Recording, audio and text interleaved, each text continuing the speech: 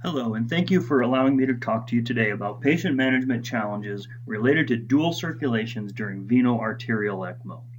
While this is a recorded presentation, I do hope to join the discussion and question and answer session at the end of this session. If I am unable to make it, I do apologize. I have no financial disclosures, and I will not be discussing specific off-label use of ECMO, but we all know that most ECMO products in the US are approved for up to 6 hours of use, and beyond that, they are considered off-label. That was until COVID-19 came along, and the FDA released this guidance document that allows for use of ECMO products beyond 6 hours without being considered off-label, at least during the pandemic.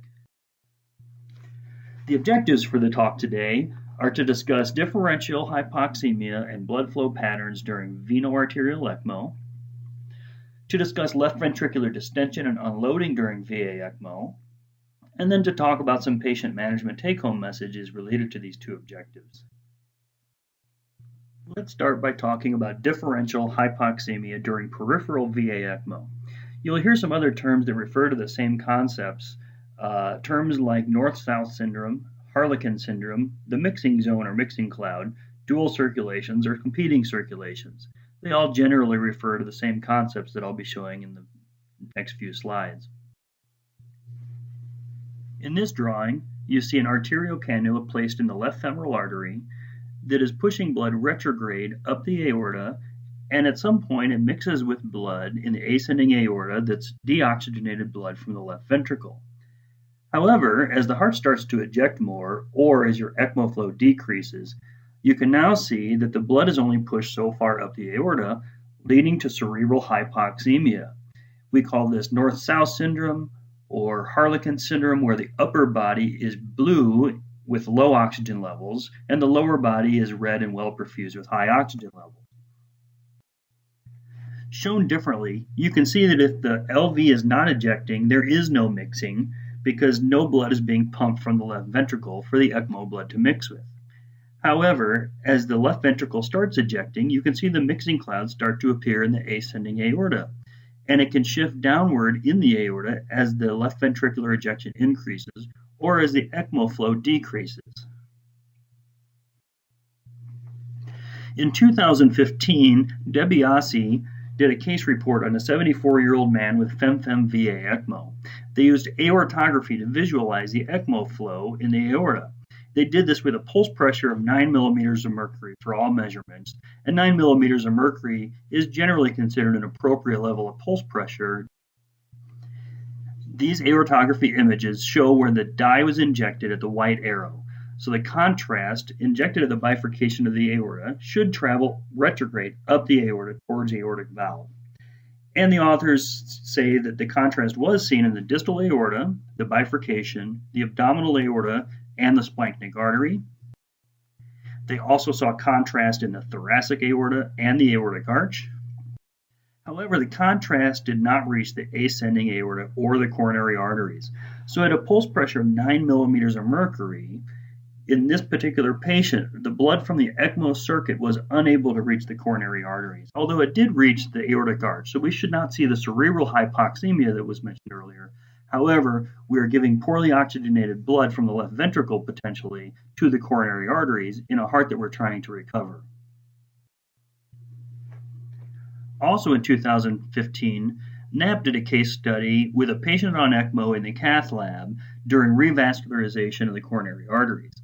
The initial cath, when injecting dye into the aortic root, showed that the dye only traveled to about the level of the aortic arch. However, they brought the same patient back 2 days later for a recath, and the heart had started to recover a little bit, and now the dye was injecting further down the aorta. So now you can see that the blood from the left ventricle has now surpassed the aortic arch and is traveling down the descending aorta. Interestingly, the pulse pressure, as you might expect, was lower at the initial cath than it was in the later cath, showing that the stroke volume is increased and allowing blood to travel further down the aorta. In terms of how this retrograde blood flow affects blood gases, in 2013, in the Journal of Extracorporeal Technology, Avgarinos looked at 20 patients on VA ECMO. They looked at antegrade and retrograde cannulation, and they looked at the effect of radial artery saturation and femoral artery oxygen saturation. They found that if patients had antegrade cannulation schemes, either axillary or central, their oxygenation both at the femoral artery and at the radial artery were both highly saturated to 99%. However, those patients with retrograde cannulation, femoral cannulation, if they had severe lung injury, they were only able to saturate the blood in the right radial artery to about 73%. So in other words, even if you have retrograde cannulation, if your lungs are working well enough to oxygenate the blood coming across the left ventricle and the aortic valve, that is okay because you're still able to oxygenate the upper body with the blood from the left ventricle. But those patients that are unable to oxygenate that blood coming across the left ventricle struggle to oxygenate their upper body. We also did a case report in JECT in 2013 on a 35-year-old male who underwent heart transplantation and hardware removal, and then 17 months later, post-transplant, came back with acute rejection and was placed on femoral VA ECMO. Our case report was actually an example of mismanagement of an ECMO patient. This happened relatively early in our ECMO program, before we had done a good job of educating our ECMO specialists on this concept of dual circulations and competing circulations, blood coming from the left ventricle that mixes with the blood coming retrograde up the aorta. And what happened was essentially our ECMO specialist, not trained well in this concept, was actually trying to treat the right radial by messing with the ECMO settings. So we were actually delivering poorly oxygenated blood with a high CO2 all the way up the retrograde pathway to the aortic arch. Looking at the right radial, we thought everything was okay, and we were kind of ignoring what was being delivered from the ECMO circuit. And of course, we figured this out in time to reverse it and to result in a successful outcome for this patient. But it was an example of the kind of thing that can happen if you don't understand and educate your teams wisely on this concept. What we also learned from this particular case report was the impact of pulse pressure, at least on this one patient. We found that if we kept the pulse pressure under 17, that the blood gases from the right radial and the ECMO circuit actually looked quite similar. So in other words, if the pulse pressure was low enough, we could push that blood all the way up to the right radial. Whereas if the pulse pressure got above 17 or higher, we started to see this differential in our blood gases. So we knew that we were dealing with this mixing cloud issue somewhere at the level of the right radial artery. This is an interesting slide that used computational flow dynamics during peripheral VA ECMO. So essentially they computer simulated flow and looked at how well the ECMO flow could travel up the aorta towards the aortic valve.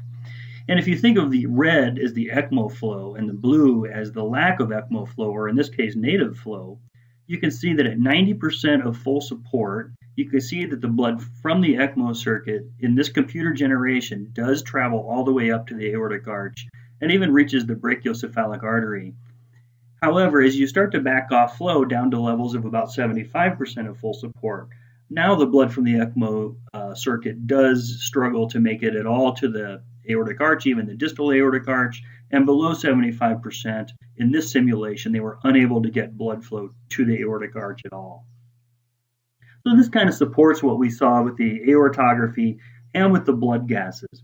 So it all kind of lines up together, and frankly, it's fairly intuitive once you understand the blood flow patterns, but it's nice to see both simulation, visualization of the aorta, and the blood gas scenarios all point the same direction, and they're all in agreement.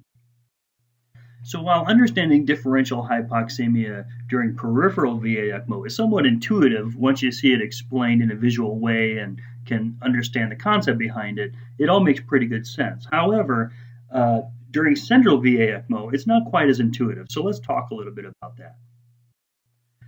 So to look at blood flow patterns during central VA ECMO, we have to start by looking at some animal studies going back to the early 90s.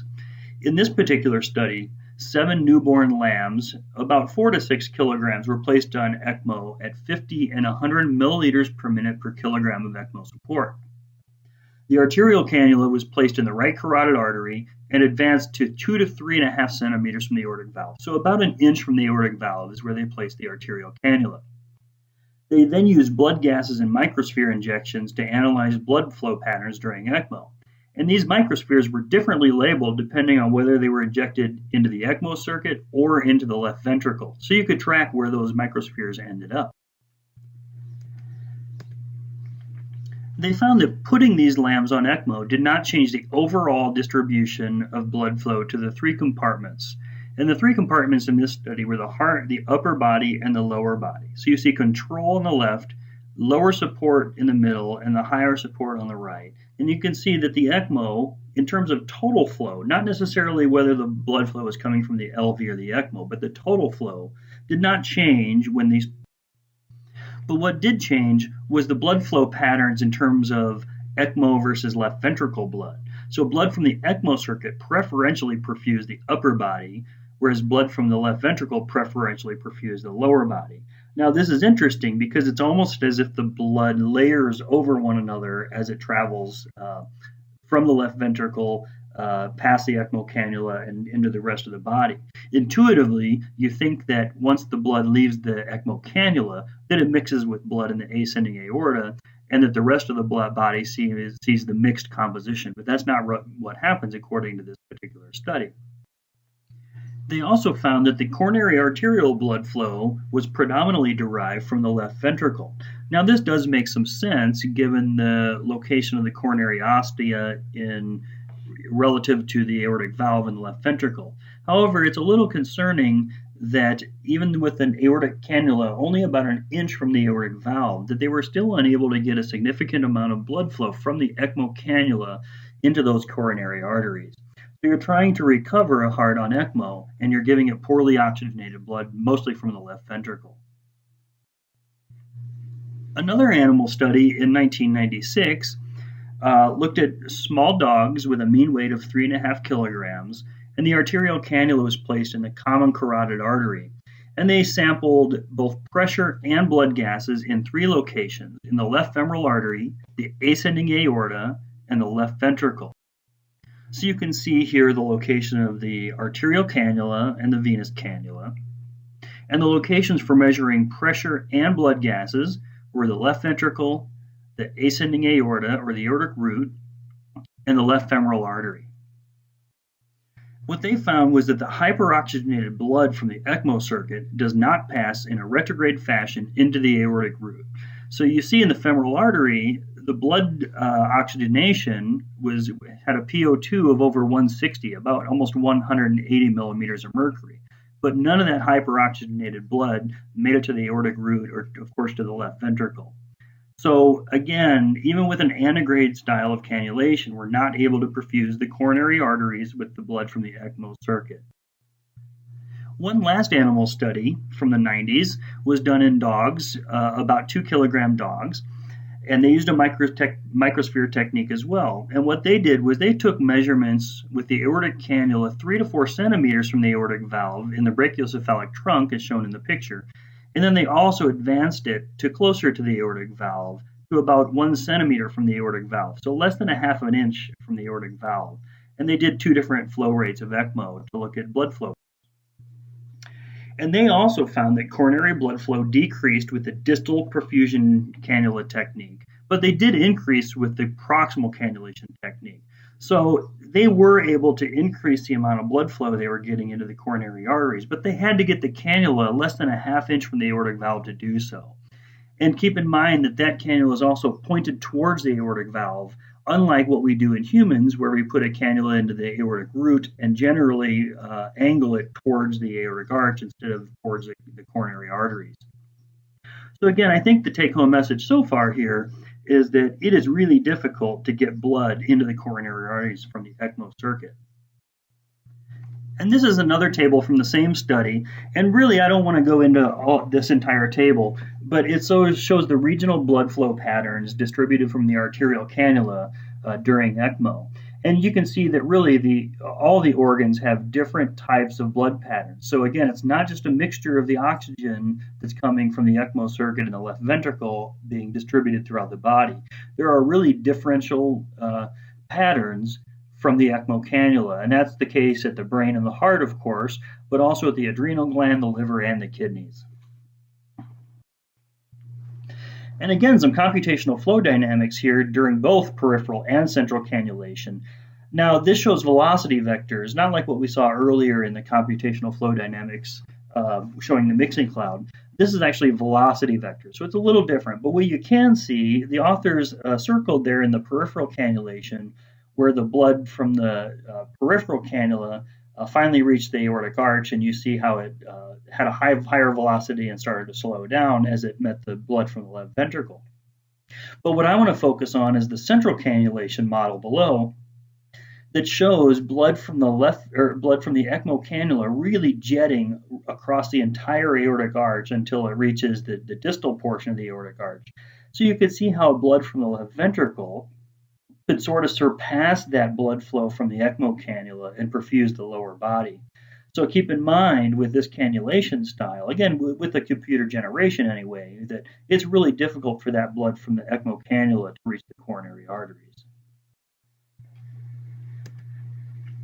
And in the same study, they showed that peripheral ECMO could achieve better upper limb and brain perfusion than central ECMO. So you can see the curve for the blood flow ratio relative to total flow was higher with peripheral ECMO in the upper body. So what are some patient management take-home points regarding differential hypoxemia? So with peripheral cannulation, we tend to think maximize ECMO flow and minimize LV ejection. That will allow that mixing point to get all the way up in the aortic arch or even towards the aortic root. So we do, of course, want to maintain some pulse pressure. We do want the aortic valve opening at least occasionally because this will help wash out the left ventricle and the valve and make sure that we don't get thrombus formation. But we do want some pulse pressure. Now, what's the exact amount of pulse pressure that we want? I'm not sure there's an agreed upon approach there. I would guess that it's somewhere between, 8 and 18 millimeters of mercury for pulse pressure. But it really just depends on your patient specifics and how it's affecting your blood gases and such. So the things we can look at it for minimizing LV ejection are inotropes, making sure that we don't have our inotropes too high, causing more problems. We can vent the left ventricle, keep it nice and empty so that the heart doesn't want to eject as much. And it's been shown that esmolol can actually help minimize LV ejection in these patients. If necessary, we can manage the mechanical ventilator to oxygenate the blood coming from the left ventricle. We tend not to do this if we don't have to. So we're trying to rest the lungs typically on ECMO, but if we have to prevent cerebral hypoxemia or coronary hypoxemia, we can do that. Hybrid ECMO is kind of a different lecture altogether, but it's essentially VA ECMO, but then you steal some of your arterialized ECMO and send it in a VV fashion to the right atrium so that the blood coming through the native heart and lungs is already oxygenated. We can also make sure we use the right radial artery for blood gas management. So if we use the right radial artery, we know at our best approximation how far we're getting that blood up the aorta. So there's no problem really using the left radial artery, but that only tells you so much. It only tells you if it gets to the left radial artery. Whereas if you use the right radial artery, you can tell that the blood's coming farther up the retrograde path. So for central cannulation, it's a little bit more difficult because usually we do have poor coronary perfusion with central cannulation in terms of oxygenated blood from the ECMO circuit. Now we can, of course, manage the mechanical ventilator if necessary, just like we did with peripheral cannulation. But again, that can be problematic if your lungs are too bad or if you're trying to rest the lungs to help them recover. But I think importantly, it's just good to know that the mixing pattern is unique and potentially unexpected. Again, it's not like blood exits the aortic cannula and immediately mixes with the surrounding blood. It's not quite that simple. Again, the blood kind of layers over the top of one another, so you don't necessarily get uniform blood gas values around your entire body. So let's shift gears a little bit now and talk about VA ECMO and left ventricular unloading. So we do know it's pretty well described in both animals and in humans that ECMO does increase the afterload put on the left ventricle. Increased afterload can cause left ventricular dilatation. It can cause increased wall stress, which increases myocardial oxygen consumption. The dilatation can cause increased left atrial pressure and pulmonary edema. And increased afterload can also prevent the aortic valve from opening, causing thrombus, as I mentioned a few moments ago. So all of these things can delay recovery, of course, for these patients and for these patients' hearts. So how do we deal with left ventricular distension on ECMO? So let's talk about some strategies for LV unloading during VA ECMO.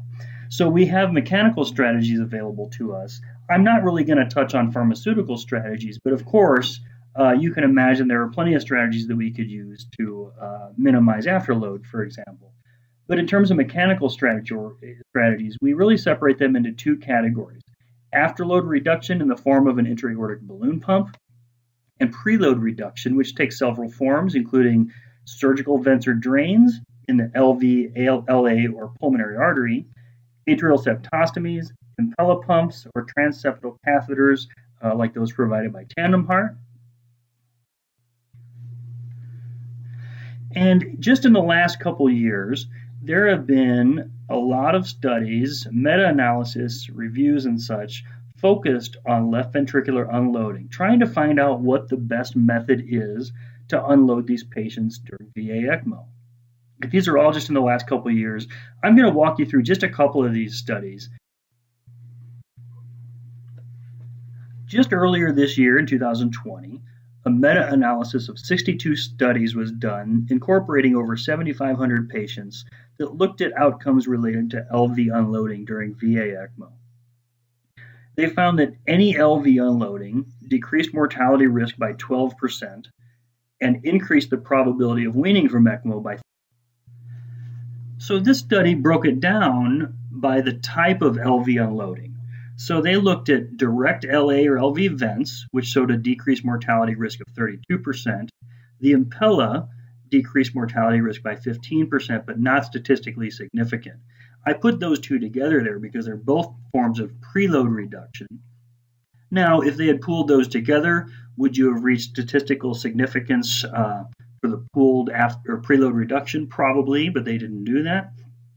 Regardless, when you looked at the balloon pump in terms of afterload reduction, they did see a decreased mortality risk of 11%, but not as much as they did with the preload reduction in terms of the LA and LV vents. But again, the bottom line here was that some unloading of the LV, no matter which type, was probably better than not unloading.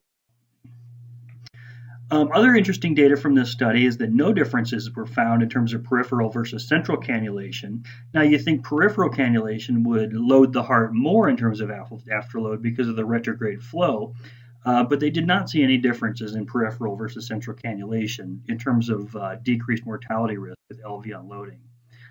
So what that tells me is whether you're on central or peripheral, that you could get some benefit from unloading your left ventricle in a mechanical form. There was also no difference in complications, whether they be limb complications, acute kidney injury, bleeding, or sepsis. This might be a little surprising because limb complications can certainly be caused by things like balloon pumps or Impellas, but not significantly in this. They provided this drawing of all the different types of left ventricular unloading. Again, the intra-aortic balloon pump being the only one that affects afterload. All of the others affect the preload to the left ventricle.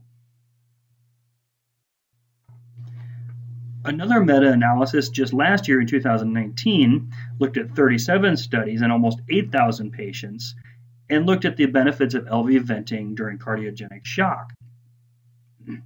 Any LV venting during VA ECMO for cardiogenic shock resulted in a 14% mortality reduction and a 38% increased probability of weaning from ECMO. These numbers are very similar to the previous study, which showed a 12% and a 35% change. So this very much validates the previous study and vice versa. However, this study went a little further, and they looked at early versus late LV venting. So if you put an LV vent in within 12 hours of initiating ECMO, that accounted for almost all of the benefit that we saw in those numbers. So the 30-day mortality risk reduction, still 14%, the increased probability of weaning from ECMO, about 32%. Whereas if you looked at late LV venting after 12 hours of ECMO, you had no statistical decrease in mortality risk, and you weren't more probable to wean from ECMO. So early venting, by far, better than late venting, which may not be useful. Also from this study, the patients with the LV venting had longer ECMO runs, which you may expect, but no difference in ICU length of stay. The data, again, were not affected by central versus peripheral ECMO. There was no difference in bleeding, limb ischemia, infection, neurologic complications, liver failure, thrombosis, or arrhythmias. And there was a higher hemolysis rate and increased use of CRRT in the LV venting group. This was primarily driven by the Impella pump, which is somewhat notorious for higher hemolysis.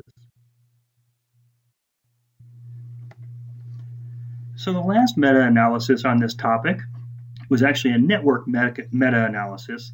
Now, a normal meta-analysis will allow you to compare, for example, preload versus no preload unloading, or afterload reduction versus no afterload reduction.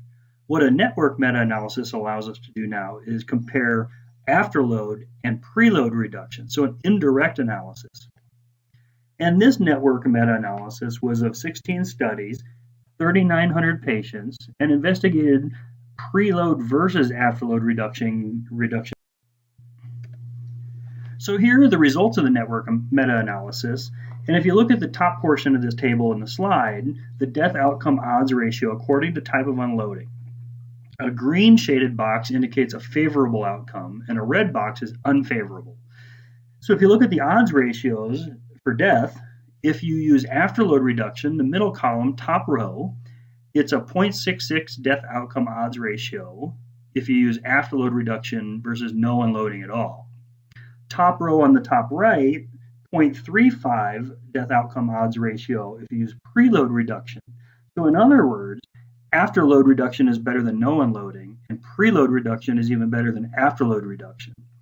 And you can see that in the bottom portion of the table, the surface under the cumulative ranking values, which show that the closer to 100%, the more likelihood that therapy is in the top rank. So there's a 98.9% chance that the preload reduction was the best option in this particular study. Ranking second was afterload reduction, and of course, no unloading was essentially no benefit at all to these patients. So this is my last slide before the references that I'll list, and it shows patient management take-home messages regarding left ventricular unloading. So we know that left ventricular unloading during VA ECMO decreases mortality risk and increases the likelihood of successful weaning. It's useful during both central and peripheral VA ECMO. And we know that early venting is probably better than late venting, and that preload reduction may be better than afterload reduction. So I ask you to keep that in mind when you're managing patients, whether it's dealing with differential hypoxemia or whether it's dealing with the afterload placed on the left ventricle, the benefits of left ventricular unloading, making sure that you're understanding the regional hypoxemia in your blood gases to make sure that the brain is getting plenty of oxygen, knowing that we are often at risk of coronary hypoxemia during ECMO. And with that, I will conclude.